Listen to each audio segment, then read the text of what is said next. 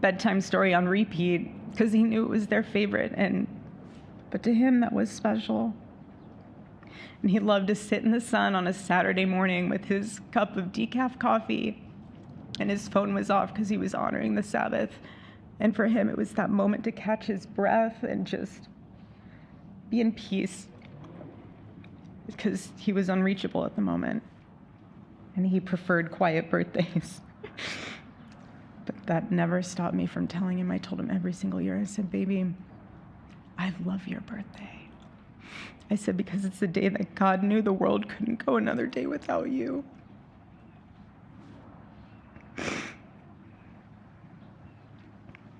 And so the rhythm of our usual birthday celebration for him was mint ice cream, mint chocolate chip ice cream. He only had it twice a year, on his birthday and 4th of July.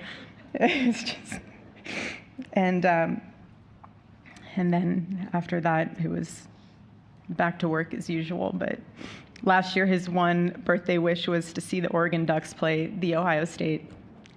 And they won. Oregon won that night. And it was by far one of the most memorable nights of his birthday experience of his life until today. And so, honestly, President Trump, I have spent 7.5 years trying to find the perfect birthday gift for Charlie. And it's so difficult. And those of you that have spouses or loved ones, you know how difficult it is sometimes to buy a gift for someone that you love, because he wasn't a materialistic man, so that also did not help. But now I can say with confidence, Mr. President, that you have given him the best birthday gift he could ever have.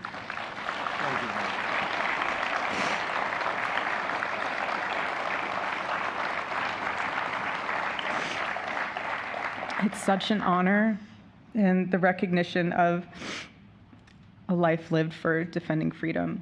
And that's what Charlie fought for until his last breath. And it was written across his chest in those final moments on one of his simple t-shirts that always carried a message, and this one bearing a single word, freedom. That was the banner over his life, and that shirt was a declaration.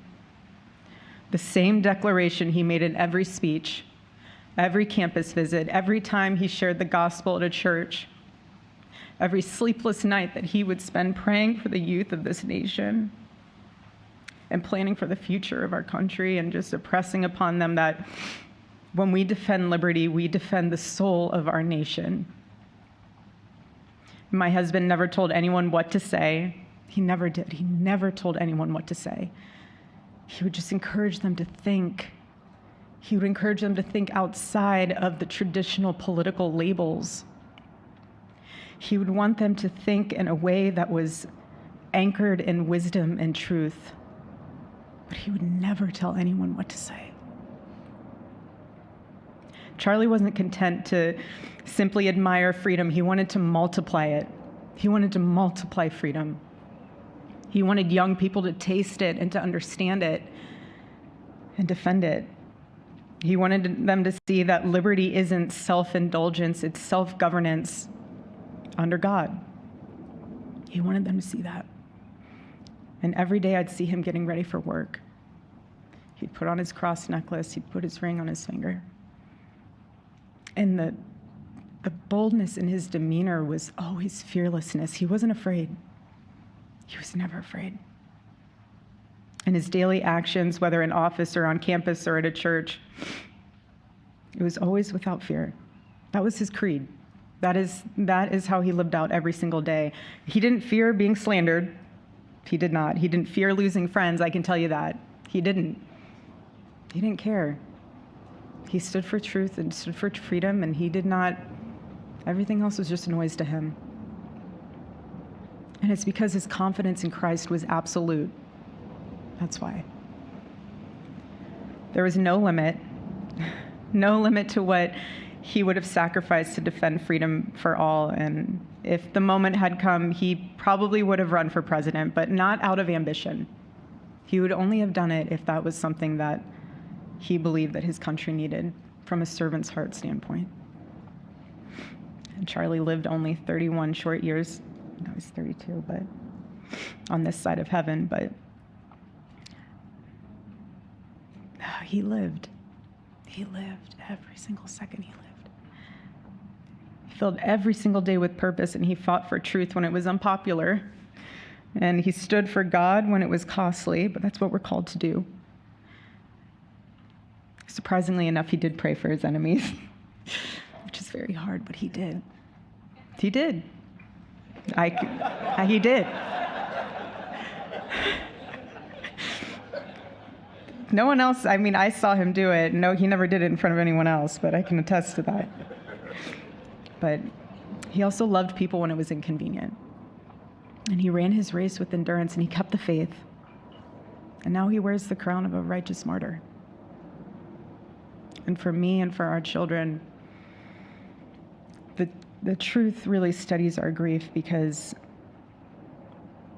heaven gained what earth could no longer contain: a free man made fully free. To all watching, this is not a ceremony. This is a commissioning. And my message is simple. I want you to be the embodiment of this medal. I do. I want you to free yourself from fear. I want you to stand courageously in the truth. Listen for the still, small voice of God. And remember that while freedom is inherited in this country, each of us must be intentional stewards every single day. God began a mighty work through my husband, and I intend to see it through. And the torch is in our hands now. It's in mine, it's in yours, it's in all of yours, it's in all the students with Turning Point USA. And before I close, I'll share with you that I asked our daughter what she would like to say to Daddy for his birthday. Excuse me.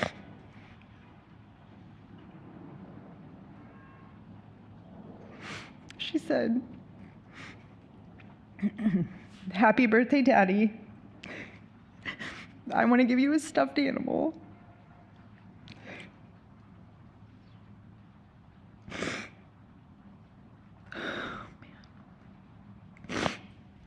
I want you to eat a cupcake with ice cream, and I want you to go have a birthday surprise. I love you," is what she said. And while our son is precious, he can't yet speak, in classic Kirk family fashion, his actions spoke louder than his words, and his gift to you, Charlie, and myself for that matter, was deciding to become the man of the house and be fully potty trained at 16 months. But Charlie, baby, I know that you're celebrating in heaven today, but gosh, I miss you. We miss you, and we love you, and we promise we'll make you proud. And Charlie's life was proof that freedom is not a theory, it's a testimony. He showed us that liberty begins not in the halls of power, but in the man of a heart surrendered to God. And so today, as we honor Charlie with this incredible Presidential Medal of Freedom on his birthday, I stand here with tears and just a humbled heart and spirit, because his story reminds us all that to live free is the greatest gift,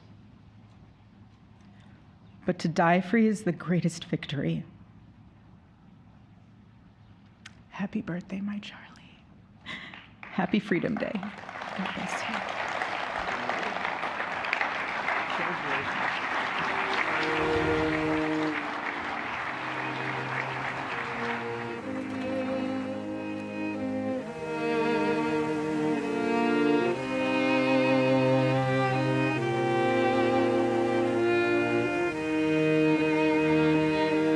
Mr. President, on Gaza, how long will it take Hamas to disarm, and can you guarantee that is going to happen? Well, they're going to disarm, and because they said they were going to disarm. And if they don't disarm, we will disarm them. How will you do that? I don't have to explain that to you. But if they don't disarm, we will disarm them. They know I'm not playing games. Okay? Now, we did something monumental. We got the hostages back. That was the first thing we had to do. Above all else, get the hostages back. Now, they misrepresented because we were told they had 26, 24 of dead hostages, if we can use those terms. And it seems as though they don't have that because we're talking about a much lesser number. But that's a very tough subject. I want them back. That's what they said. I want them back. Also, they said they were going to disarm.